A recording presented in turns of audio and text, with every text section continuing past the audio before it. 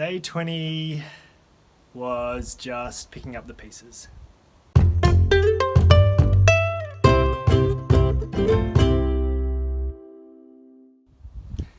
As you saw by Day 19's events, Day 20 was going to be a battle, and after I left you on the last daily diary, I had to visit Aunt Mary.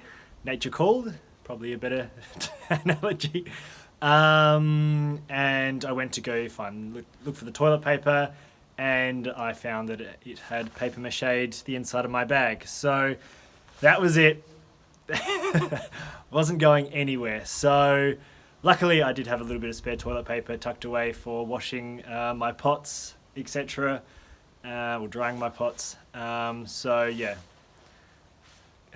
Clean pants, not clean pans, is my motto for this morning.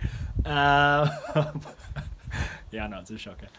So basically I called Day 20 off. I'll just have to make up the kilometres down the track. Everything was too wet.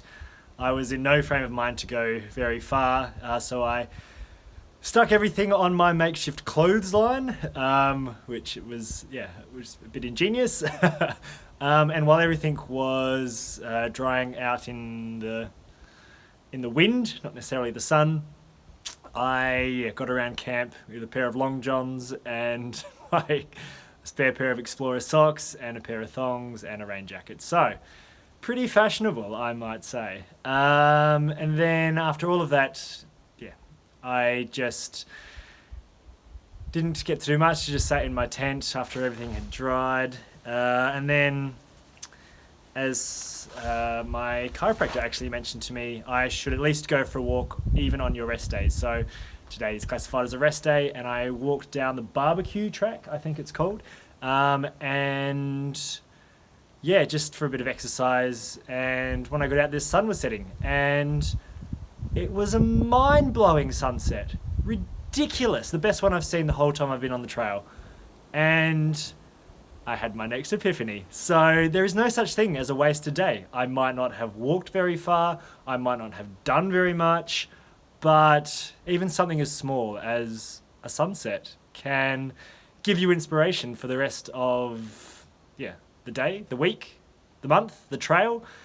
That was good. That was really good. And I'm feeling energized for tomorrow. Obviously, nothing much happened today, so there's not much to see other than my clothes drying on a tree. So I will show you something else. So on my rest day, on my actual rest day back in Melrose, I actually did a interview with the amazing Angela Smallacombe. And yeah, so I'll play you that now in lieu of, me walking for 20Ks. So yeah, I'll see you refreshed and rejuvenated tomorrow. Misty Mountain, Led Zeppelin here on ABC Radio. Over the mountains where the spirits fly. I hope if you're going to head over the top of a mountain, you might bump into my next guest, Josh West. He is in our region doing a little bit of a trek. Good morning, Josh. Hello, Angela. Thanks for having me on. Thanks for having a chat. Now, Josh, who are you? What are you doing? So you've caught me on day 17 of 60. I am walking the Hyson Trail all the way from the mid-north in Paratundu Gorge down to the south in Cape Jervis. So, yeah, so that's that's what I'm up to at this present point. 60 days. Are you on track? Yeah, so there's been a couple of little hiccups, one of which involved me getting a little lost on the trail, which set me back, but managed to catch up about half a day along a pretty straight, flat stretch of road, of which there are not a great deal through the Flinders Ranges. But yeah, so pretty much on track to get there in the 60 days. I'm just having a rest day at the moment in Melrose, which is very much needed. But yeah, no, everything's been going pretty much to plan. Where did you get lost?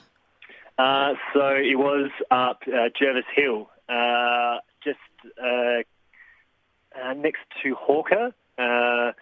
so there's a beautiful, beautiful view up there, and I must have gotten a little distracted. And instead of going along the trail on one of the ridges, I went down the wrong ridge and, kind of had to backtrack a fair way to find it. And then by the time I'd done that, I'd lost, a few hours, so had to make camp a little early. What's going through your head when you realise that you're essentially lost for a little bit? A slight moment of panic, but I don't know. I guess instincts kicked in a little bit. So just had to make sure I knew where I was, where I had to be, and then kind of had to play it back from there. So instead of going through to the next campsite, I had to pull one a little bit earlier in the night, which was fine. But just meant the next day was about 35 kilometres instead of 17 or 18 like it was supposed to be. So I'm averaging. So the whole trail is about 1,200 kilometres. So averaging about 20 kilometres a day. So 35 kilometre day can get a little bit hectic. Yeah. What do you have to do to plan for a trek like this? So it's been a few months in the making, obviously with training and preparation, but setting out an itinerary to more or less give me an idea of how long it'll take me to get from A to B to C, then all the way through to Z. But that involves doing box drops as well. So just before I started the trail, I was filling up boxes with oatmeal and good old broth and metwurst and little tuna packets. So basically things that keep me going from town to town to town. So, so I'm in Melrose at the moment and picked up my box from the Mount Remarkable Hotel. They've been lovely and set me up for a couple of nights. So the preparation has been long. Very happy now that I'm on the trail and not having to prepare for it. Yeah, I was going to ask what it takes to be able to eat on the run as well. So you're dropping boxes wherever you're going. So what's in the box? So most of it's just food. So basically every breakfast I have while I'm on the trail and I'm not in the city, or not in the cities or towns, is oatmeal. And then I've got little packets of Scroggin or trail mix that are just filled with all of the deliciousness that gets me through the day. And then dehydrated meals, which are as unappealing as they sound. But they are packed with carbohydrates and proteins and all the things that I need to get me through the day. Are there any boxes that you've gone, I'm just going to drop an extra chocolate bar or something in there, something to look forward to? There's Anzac biscuits are, I guess, my little treat. As plain as that sounds, they have a really long life and don't require much. They don't produce much rubbish after it. So obviously, everything I have to take in, I have to take out. So unfortunately, I have to wait until I get to the towns to get my chocolate bar fix because I prefer not to carry around mounds of rubbish with me from point to point to point. So Melrose has just had a big decrease in the amount of chocolate bars available then? I've cleaned them out, so you'll have to go to Wilmington or down the road to Spalding if you want to get chocolate bars, elsewhere.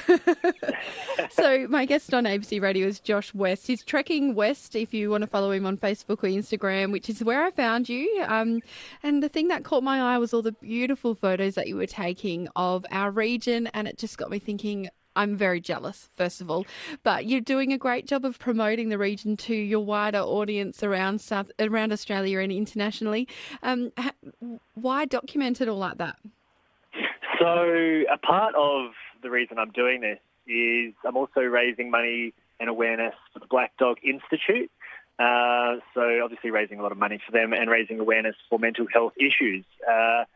So a great way of doing that is to basically show the events that I'm going through. So as well as those photos, and thank you for the compliment, on Instagram, I'm also doing daily diaries on Facebook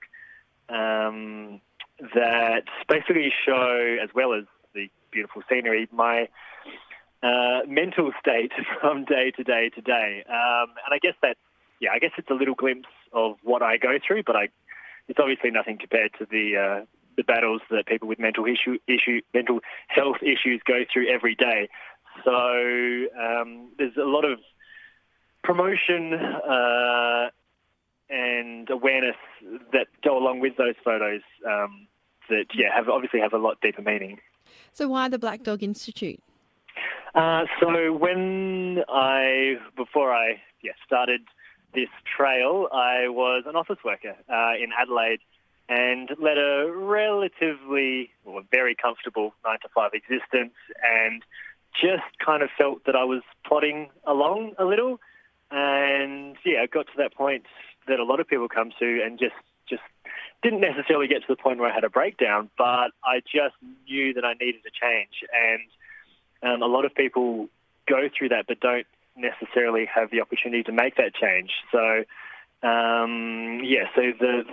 the mental health issues that I were able to come out of the other side of have been life-changing. So, and this in retrospectively, this little journey that I'm going on at the moment, from north to south, is just a little snapshot of what I've been through in the last little while, and I'm more than happy to talk about it and raise awareness for mental health issues. So, are you feeling like you're growing as a person as you do this type of trek?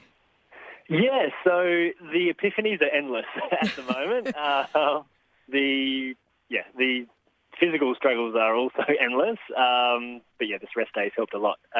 There's just a whole lot of a lot of little doors opening in my own head about what I can do, what I should do next. There's obviously no concrete answers just at the moment. There's still 43 days worth of pondering till I get to that point. And nobody to bounce off of. Yeah, that's right. Yeah, no, the trees don't offer that much of a response. The kookaburras might. The kookaburras are just laughing at me walking around with a 20-kilogram pack of tricks on my back. Their laughter isn't appreciated. I'll give you the drum. Josh, when you're out doing your trek and thinking, what are you thinking about? What goes through your mind? So, surprisingly, it fluctuates. So I've had a few songs that have been stuck in my head and have been painful to get out, and I dare not mention them because they'll probably pop back up in it there again. Yes. But there's a few other things, like there's an event that I'm planning from Greenock to Tanunda, so a little community walk, and all money raised on that day will go to the Black Dog Institute. So there's a bit of event planning going on in there, and there's a lot of brain fog, to be perfectly honest, because you're just so exhausted a lot of the time trying to get from day to day. But then there's little things like getting lost along the trail that make things interesting. So you can't let your mind wander too far because you do have to concentrate on where you're going. Exactly, yeah, that does kind of help. But there's a lot of there is quite a bit of day-to-day thinking of. I guess there's a little bit of survival mode, because I guess if you do get terribly lost, or you muck up your rations and you eat all your Anzac biscuits too early, then you're going to be in a little bit of trouble down the track. So there's constant planning, there's constant thinking about day-to-day struggles that you need to go through. But other than that, there's thinking about life, there's thinking about the impact that I'm trying to leave on others. There's the event, obviously, but there's a whole lot of everything and nothing that goes on throughout the course of the day. Josh West is my guest on ABC Radio across South Australia. He's trekking from north to south of the Hyson Trail, and he joins me now from Melrose, where he's having a well-deserved rest day. Josh, when you're out and about trekking, do you ever feel like you're vulnerable out there alone? It's interesting because I haven't got to that point yet. Obviously, there's been days where I haven't seen people and I haven't had phone reception. So I guess really that's the definition of solitude, because there is no contact with the outside world.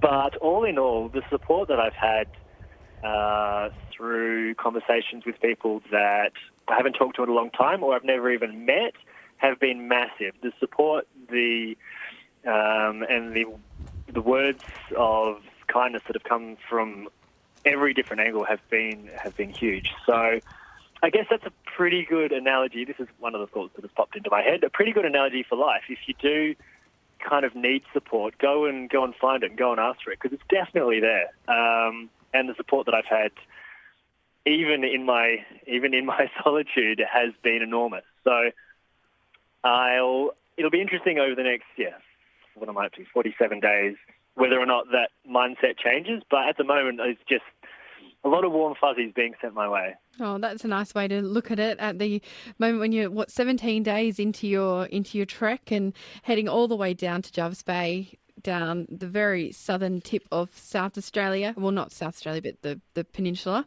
Yeah. So of the Hyson Trail. So take you back out to the trail now. Take us on one of the walks. What are you seeing? What are you hearing? Who are you encountering?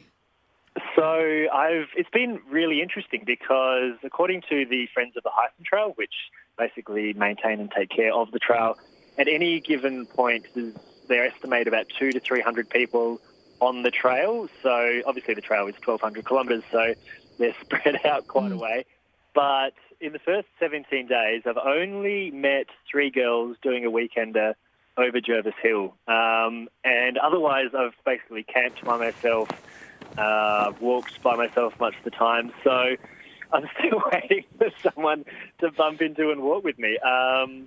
But yeah, the days are basically relatively long as well because I am stopping quite often because in that 20-plus kilogram bag of all sorts, I have a drone which I'm taking with me. I've got a DSLR camera which I'm taking with me. I've got a GoPro. So there's a lot of stopping, shooting, taking, and so thanks to the National Parks of South Australia, I have licensing and permission to shoot photos and drone photos of the beautiful national parks along the trail as well. So I'm getting some unbelievable shots and, very lucky to have that little bit of extra time every day to, be able to take those snaps. Well, it sounds like you're doing a great job of getting through this amazing trek and, once in a lifetime experience. Josh, thank you so much for joining us today and taking us through what it takes to trek the Hyson Trail from north to south. Hopefully we'll catch up with you in, a little later on in your trek. No worries, Angela. Thanks for having me on. That's Josh West joining us here on ABC Radio, and you can check it out. Check out his blog or Facebook page called Trekking West, where you can see his daily update videos, and also on Instagram you can find him as Trekking West as well, which is how I found him.